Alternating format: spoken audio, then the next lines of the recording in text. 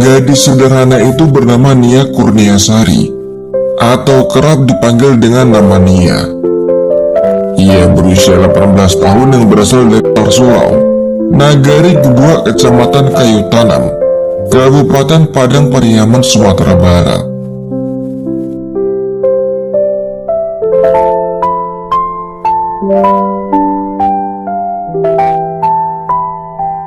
Nia berasal dari keluarga yang kurang mampu.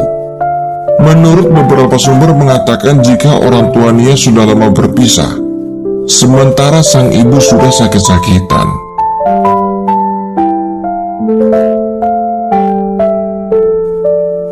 Nia juga memiliki kakak perempuan bernama Rini. Dari sang kakak inilah diketahui bagaimana kerasnya kehidupan Nia selama ini.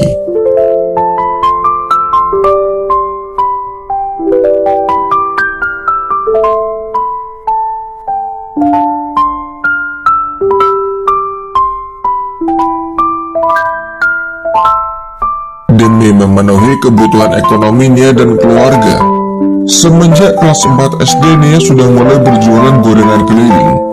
Keuntungannya memang tak seberapa, namun bisa menambah pemasukan untuk makan dan sekolah.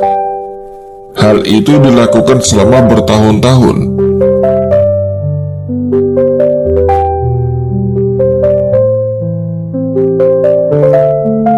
Hari-hari Nia dihabiskan dengan bekerja dan bersekolah.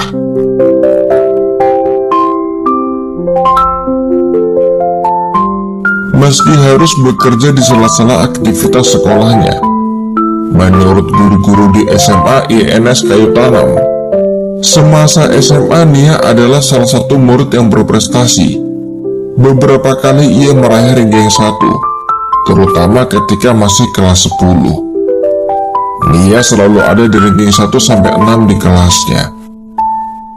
Sebagai murid yang tergolong cerdas, Nia sempat mendapatkan bantuan pendidikan senilai 1,5 juta rupiah.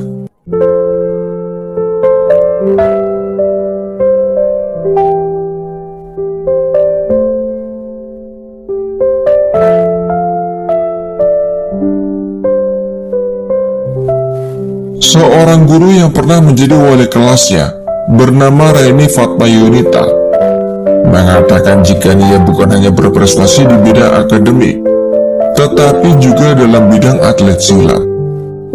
Bahkan dikatakan pernah menjadi juara 1 dalam tingkat provinsi.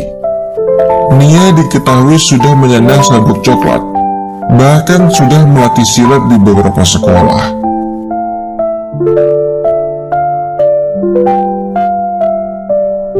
Sekolah juga dikatakan Nia sempat aktif dalam kegiatan OSIS, namun tentu saja ia kesulitan membagi waktu antara sekolah, ekstrakurikuler dan juga bekerja.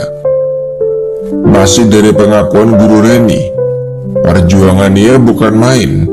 Ia kerap terlambat datang apel pagi. Hal itu dikarenakan ia harus mengambil gorengan terlebih dahulu. Meski sang guru bisa memaklumi, namun Nia tak meminta belas kasih. Ia menebus keterlambatannya dengan membersihkan kelas. Di mata sang guru, Nia juga merupakan pribadi yang penolong. Dalam beberapa kesempatan Nia memberikan uang jajan kepada temannya.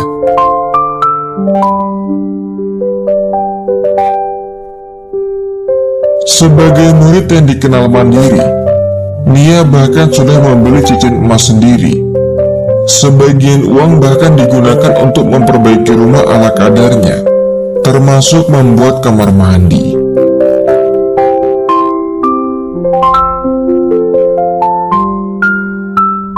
Kini Nia sudah lulus dari bangku SMA. Semenjak lulus ia semakin giat dalam bekerja. Ada beberapa keinginan besar Nia yang diungkapkan kepada sang kakak. Yang pertama adalah kuliah, yang kedua membeli laptop, dan yang terakhir membangun rumah untuk keluarganya. Dari hasil berjualan dikumpulkan, kala itu Nia sudah mengumpulkan 3 juta rupiah. masih sangat kurang untuk memenuhi keinginannya.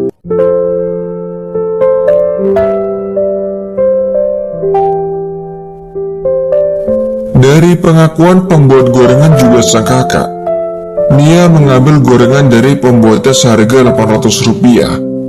Kemudian ia jual dengan harga Rp1.000. Ada selisih Rp200, yang biasanya setelah berkeliling sampai sore, Nia akan mendapatkan keuntungan Rp30.000. Maka untuk mempercepat tabungannya terkumpul, Nia juga bekerja sebagai tukang ojek, profesi yang biasa ditekuni oleh pria. Bahkan tak hanya itu, Nia juga tak sungkan untuk bekerja sebagai kuli panggul.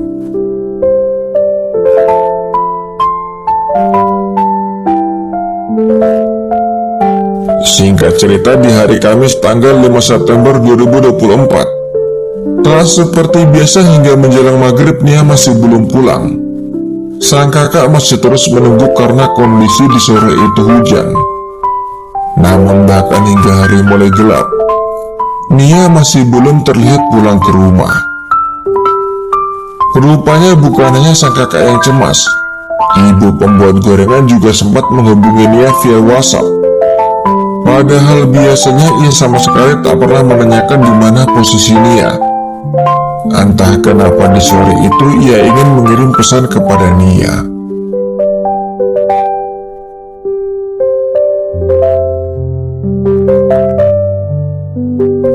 Waktu terus berjalan perlahan bagi keluarga Nia. Hingga di pukul 7 malam Nia masih belum pulang. Maka sang kakak mengabari semua kerabat juga bertanya kepada warga. Barangkali ada yang melihat. Baru kali ini sampai malam Nia belum pulang. Informasi kemudian didapat dari seorang bernama Pak Buyung. Pak Buyung mengaku sempat melihatnya di sekitar pukul 6 sore. Namun ia tak tahu lagi kemana Nia pergi, karena memang di kala itu hanya melintas berjualan. Ketika laporan dibuat ke kantor polisi, polisi mengatakan kehilangan Nia masih belum bisa diproses, karena belum 1 kali 24 jam.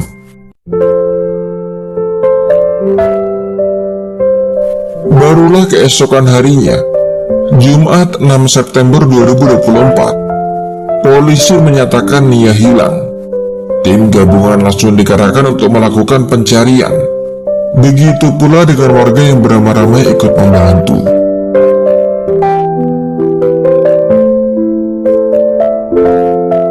Polisi pada akhirnya mulai menemukan petunjuk ketika ditemukan gorengan yang tercecar di sekitar semak-semak, sejumlah uang hasil jualan, dan juga jilbab yang tersangkut di sebuah ranting.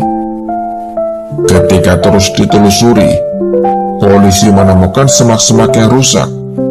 Di saat itu belum diketahui apa yang terjadi, namun nampak seperti jejak perlawanan.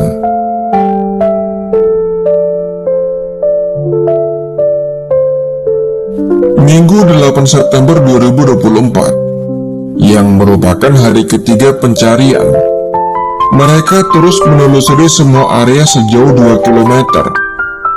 Hingga akhirnya tim SAR menemukan sebuah gundukan tanah yang masih basah, yang tertutup oleh serasa dedanan bambu.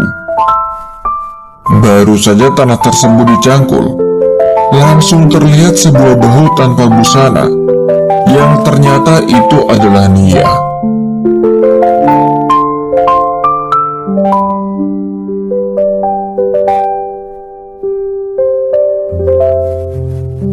Informasi ditemukannya Nia dalam keadaan tanpa sehelai benang dan terkubur membuat sang kakak dan ibu langsung pingsan.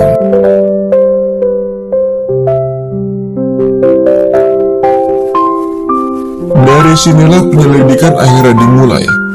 Sudah dipastikan Nia adalah korban kejahatan. Polisi di kala itu langsung bergerak mengumpulkan semua bukti. Ada rekaman CCTV, juga ada 22 saksi yang diperiksa. Dari lokasi terakhir Nia berjualan, Kecurigaan mengarah kuat kepada seorang bernama Indra Septiawan. Selain Indra nongkrong di dekat lokasi, sempat membeli gorengannya menurut beberapa saksi, ia juga ternyata residivis dengan rekam jejak yang sangat mengerikan.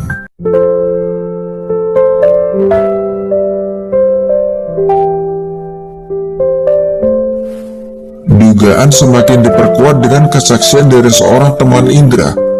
Indra rupanya dengan bangga mengatakan bahwa ialah yang memperkosa juga menghabisi Nia.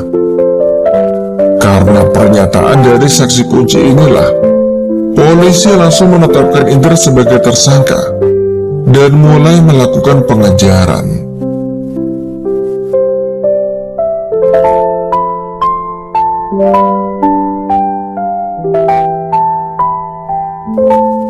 Menurut keterangan polisi, Indra atau bernama lengkap Indra Septiawan merupakan pria berusia 26 tahun dan ia bukanlah orang sembarangan. Jejak kejahatannya sudah tercatat di polisi semenjak tahun 2013 ketika Indra masih berumur 15 tahun. Ia terjerat kasus pencabulan anak. Karena masih di bawah umur, Indra akhirnya dimasukkan ke lapas anak. Tak hanya sampai di situ, di tahun 2017 Indra kembali masuk ke dalam sel. Kasusnya kali ini berbeda, yaitu penyalahgunaan obat terlarang.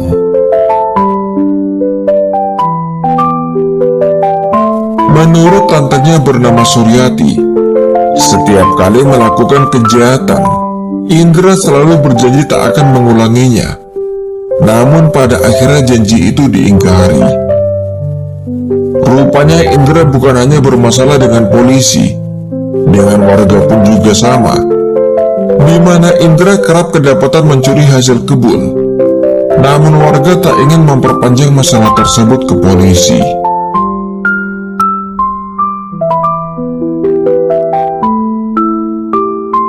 Seorang warga bernama Desi mengatakan, Indra sejak kecil merupakan anak piatu. Sang ibu sudah meninggal, sementara sang ayah sibuk bekerja sebagai supir. Indra tumbuh tanpa pengawasan yang baik dari orang tua.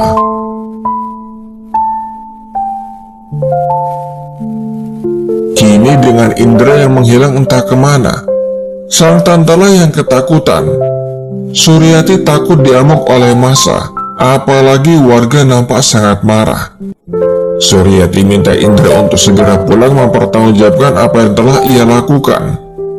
Ia juga mengatakan keluarga akan mendampingi dalam proses hukum.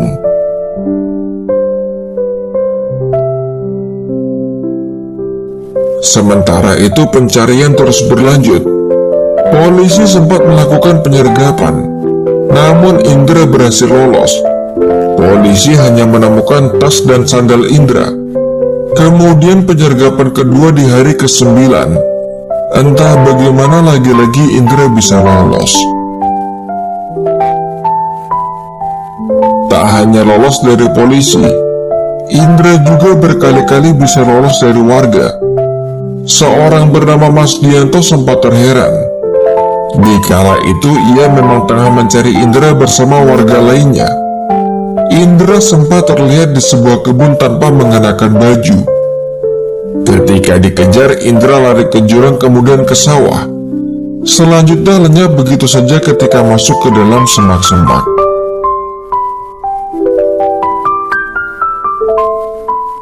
Meski berkali-kali bisa lolos, namun gerak Indra semakin terbatas. Masyarakat yang sudah geram terus melakukan pencarian, juga memblokade beberapa jalur. Di hari Kamis 19 September 2024, warga melapor curiga dengan sebuah rumah yang kosong. Rumah tersebut tak dihuni karena pemiliknya tinggal di tempat lain. Polisi pun langsung bergerak, namun ketika sampai di lokasi, ternyata warga sudah memenuhi sekitar rumah. Namun belum sampai masuk ke dalam rumah karena kondisi terkunci dari dalam. Benar saja, ketika polisi mendobrak paksa pintu, Indra pada akhirnya ditemukan di celah loteng rumah. Ia diturunkan paksa oleh polisi juga warga. Nyaris saja, jika dikala itu tak ada polisi, entah bagaimana nasib dari Indra. Ada polisi pun warga yang mengamuk tetap berusaha untuk menyerang. Indra tertangkap setelah 10 hari menjadi buron.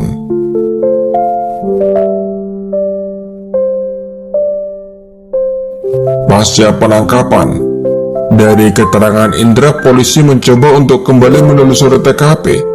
Ditemukanlah 2 barang bukti pendukung. Satu adalah celana Nia yang hanyut di sungai sejauh 1,5 kilometer. Dan satu lagi adalah cangkul yang digunakan untuk mengubur. Ditemukan 400 meter dari TKP.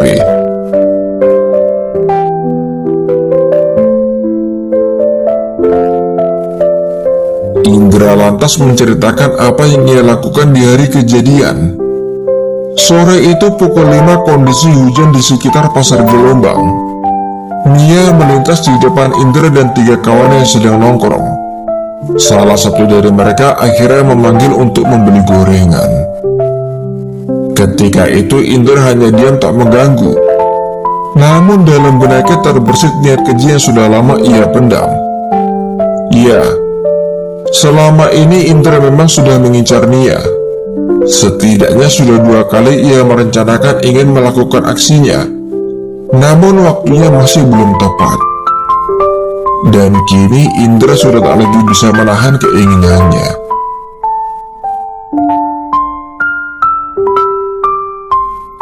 Usai ia dan ketiga temannya makan gorengan, ketiga temannya kemudian pulang. Begitu pula dengan Indra yang juga beranjak pergi. Namun ternyata bukan pulang ke rumah. Indra diam-diam mengikuti Nia, sambil sesekali melihat ke sana kemari, sembari membawa tali rafia.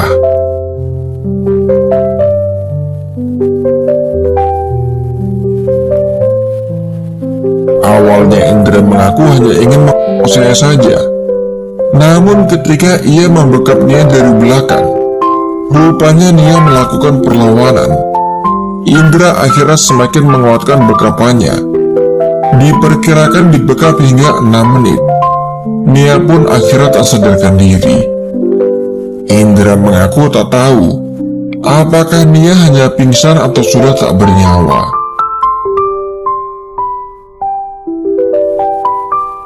Indra tak memperdulikan kondisi Nia. Dikala itu jilbab Nia sudah terlepas, dengan gorengan dan uang yang tercecer di sekitar lokasi. Karena kondisi dekat dengan jalan, Indra mencari tempat lain yang dirasa aman, sambil menyeret tubuh Nia.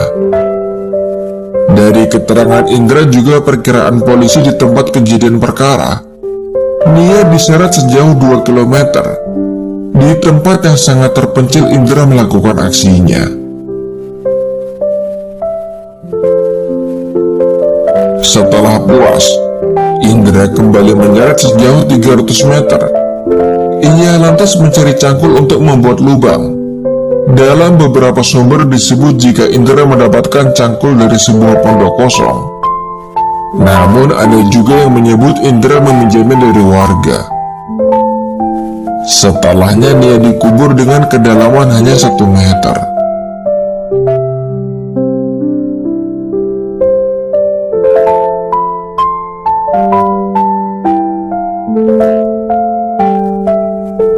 Selesai dengan semua aksinya, Indra kembali nongkrong di sebuah warung.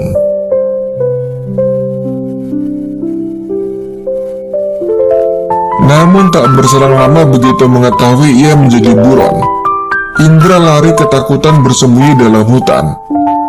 Kepada polisi ia mengatakan selama pelarian 10 hari, Indra bertahan dengan uang Rp200.000 dari sang majikan, di mana Indra sempat bekerja sebagai pemasang listrik.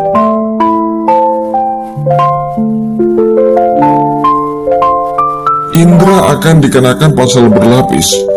Jika diterapkan secara akumulatif, maka ada beberapa kemungkinan: penjara 15 tahun, penjara 20 tahun atau hukuman mati. Semua akan tergantung dari hasil persidangan.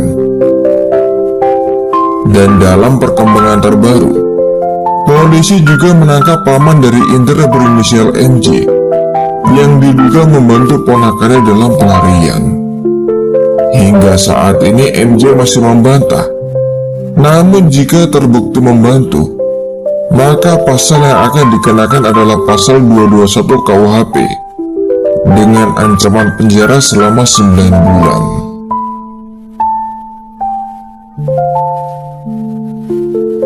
Sementara itu di kampung, warga yang bersimpati akhirnya membangunkan rumah sesuai harapan Nia.